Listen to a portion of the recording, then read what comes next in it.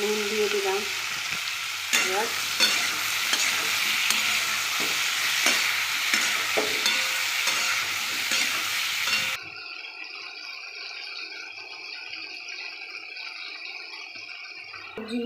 সবজিগুলো ভালো করে ভাজা হয়ে গেল। সেগুলো তেল ছেড়ে দিয়েছে। পোস্তটা দিয়ে দিলাম। বাটি ধোয়া জলটাও দিয়ে দিলাম। নামিয়ে নেব।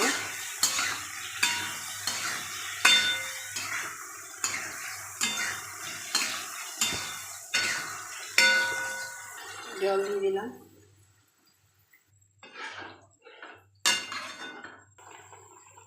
তরকারি ফুটা শুরু করে দিয়েছে।